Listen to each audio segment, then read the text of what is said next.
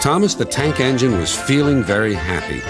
His blue coat shone in the sun, he was right on time, and all around his branch line, the countryside seemed prettier than ever before.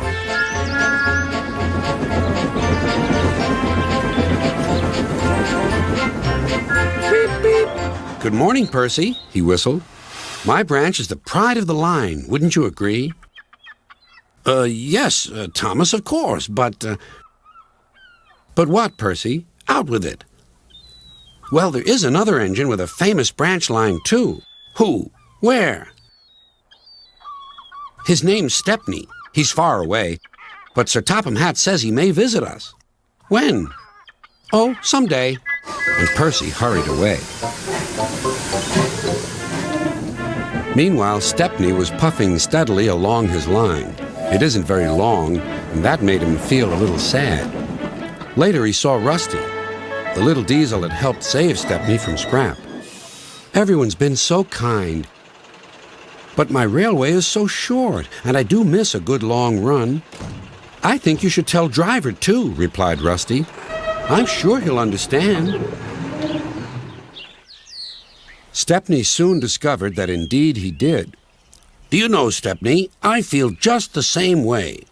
That evening he had exciting news. Guess what, Stepney? Sir Topham Hatt has invited us to visit the other engines on his railway. Manager agreed. It'll be a really long run to get there. Oh, thank you, sighed Stepney. They set off next morning. By now, all the other engines were talking about Stepney. He runs a famous branch line. Did you know that? Said Percy.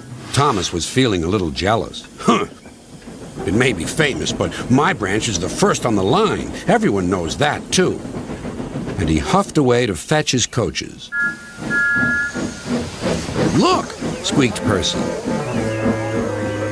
Why have they all come? There's no train yet. But Percy was wrong. The signal dropped, and from far away an engine whistled. Here he comes, yelled Douglas. Stepney puffed proudly through the junction.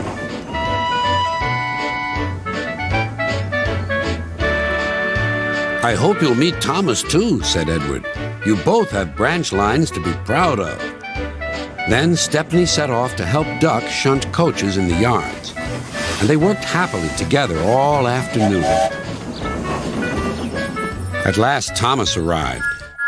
Sorry, can't talk. It's time for my last branch line train. Mustn't be late.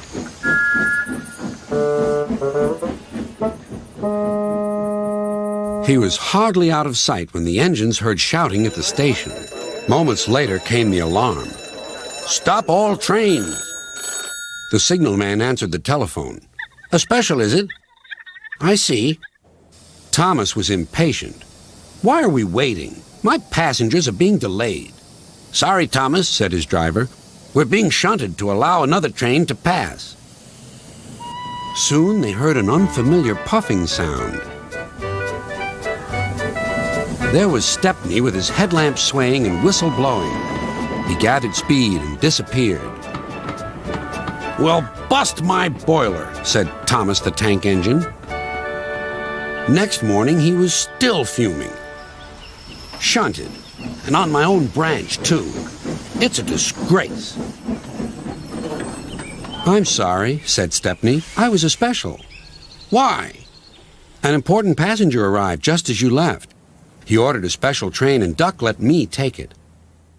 We had a splendid run, but,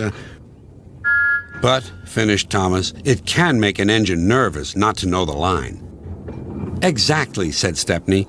You're such an expert. Thomas felt much better. He couldn't be cross anymore and began telling Stepney all about his branch line.